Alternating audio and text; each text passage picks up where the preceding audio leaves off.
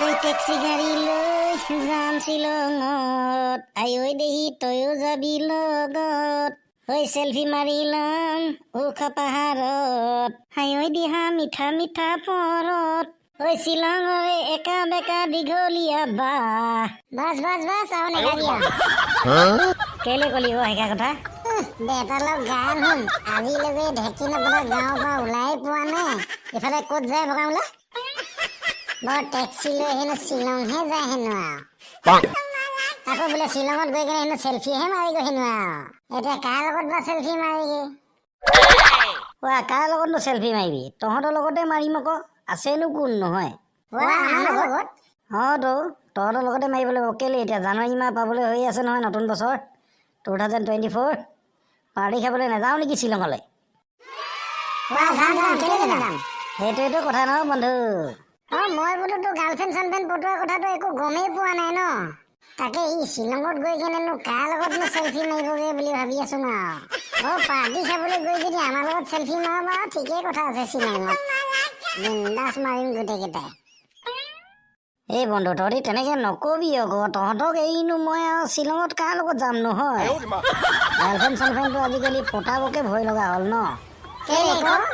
আগতে ছোৱালী আৰু বোৱাৰীৰ মাজত পাৰ্থক্য আছিলে, সেইটো কাৰণে গাৰ্লফ্ৰেণ্ড পতাবলৈ সহজ হৈছিলে। আৰু আজিকালি ক'লেনো কি হ'ব হয় বন্ধু। আগতে ছোৱালীবিলাকে চুইদাৰ পিন্ধিছিলে আৰু বোৱাৰীবিলাকে মেখেলা চাদৰ পিন্ধিছিলে। কিন্তু আজিকালি সকলোৱে সেই বোৱাৰী হওক বা ছোৱালী হওক চবেইতো সেই চুইদাৰেই পিন্ধে। আৰু কোনোবাই বোৱাৰীবিলাকেতো আপোনাৰ জিন্স পেণ্ট টি চাৰ্টো পিন্ধে। সেইটো কাৰণেতো এতিয়া ছোৱালীয়ে নে বোৱাৰীয়ে না একো ধৰিবকেই নোৱাৰো। সেইটো কাৰণে গাৰ্লফ্ৰেণ্ড চাৰ্লফ্ৰেণ্ড পতাবলৈ ভয়েই লগা হ'ল আৰু। মদন তই কিন্তু একদম ঠিক কথা এটা কৈছ কিন্তু দেই। সঁচাকে আকৌ মদন, আজিকালি একো বোৱাৰীয়ে নাই আৰু ছোৱালীয়ে নাই, একো ধৰিবকে নোৱাৰো। সকলোৱেতো একেই ড্ৰেছ পিন্ধি থাকে ন, বোৱাৰী হওক বা ছোৱালী হওক। আৰে বন্ধুসকল, সেইটোৱে আৰু এটা ইণ্টাৰেষ্টিং কথা আছে নহয়। কি কচোন ক।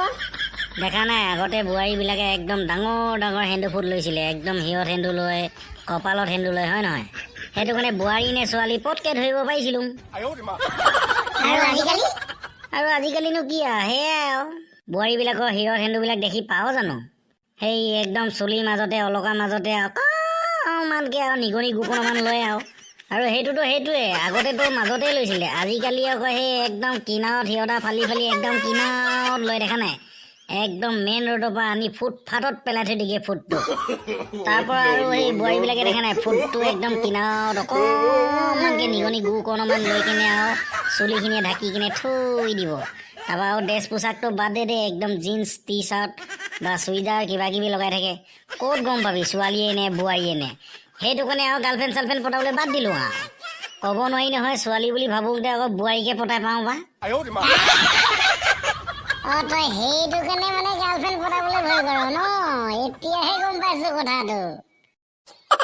বাকী যি কি নহওক, মদনে কিন্তু একদম ভাল কথা এটা কলি আকৌ। কোনটো কথা? সেইটো যে কপালত একদম মানে চুলিৰ মাজত সিহঁতা ফালি কিনে একদম কপালত পোন ওপৰত যে মাজত লয় ফুটটো, সেইটো কিন্তু ঠিক কথা এটাই কলি তই। আজিকালি আকৌ হাজবেণ্ডৰ মৰ্যাদা তোৰ কপালৰ মাজত নাইকিয়াই হ'ল, দেখা নাই? একদম কিনাৰত নিকিনে অকণমানকে নিগনি গুটোমান দি কিনে থৈ দিয়ে। সঁচা কথা কৈছ কিন্তু এইটো ৰাইট কথা আকৌ। মানে ক'বলৈ গ'লে আৰু হাজবেণ্ডৰ মৰ্যাদা ধৰ নেশ্যনেল হাইৱেৰ পৰা নি কিনে একদম ফুটফাটত দি দিলেহি আৰু আমাৰ বোৱাৰীবিলাকে। আৰু এটা কথা, আজিকালি আকৌ বোৱাৰীবিলাকে আকৌ ছিংগাৰহে লগায়। আৰে সেইটোৱেতো কথা ন। আজিকালি বোৱাৰীবিলাকে সেন্দুৰৰ মূল্য বুজিয়েই নাপায়, ছিংগাৰ নলগাই কি বালটো লগাব। একদম ঠিক কথা কৈছ কিন্তু। সেইটো কাৰণে দেখা নাই দুদিনমান খুব একদম নতুনতে একদম মোবাইল চোবাইল টিপিব খুব আৰু বোৱাৰীবিলাকে দেখা নাই। তাৰপৰা লাহেকৈ ৰিলচ চিলচ বনাব আৰু আকৌ বেলেগ এটা পতাই লৈ গুচি যায়গৈ। আচলতে আমাৰ বোৱাৰীবিলাকে একদম লণ্ডন আমেৰিকাৰ লগত মানে কি খোজ মিলাই যাব বিচাৰে। সেইটো নহ'ব নহয়, কাৰণ আমাৰ অসমীয়া সমাজখন সম্পূৰ্ণ বেলেগতো। এইখন সমাজত আমাৰ মান সন্মানো জড়িত আছে ন। আগতে যেনেকৈ বোৱাৰীবিলাকে ডাঙৰজনক দেখিলে উৰণি লৈ কেনে সন্মান কৰিছিলে, আজিকালি কৰে জানো? এই আধুনিকতাৰ নামত গোটেই ফেশ্বন উলিয়াই একদম নকবাই আৰু। হিৰত সেন্দুৰকণ ল'বকো বাদ দিছেগৈ লাহে লাহে। কেলে অকণমানকে হ'লেও লয় নহয়। সেইকণ আকৌ সেন্দুৰ ফুট লোৱা বুলি কয় নেকি আকৌ? ইমান অকমানকে নিগনি গুকণমান লোৱাতকৈ নোলোৱাই ভাল আছে। ভগৱান তই ঠিক কৈছ কিন্তু। কি হলো ডেকা ল'ৰাকেইটা, কিহৰ আলোচনা চলি আছে হয়? পালোহি বোপাইহঁত, কিহৰনো মেল মাৰি আছিলি হয়?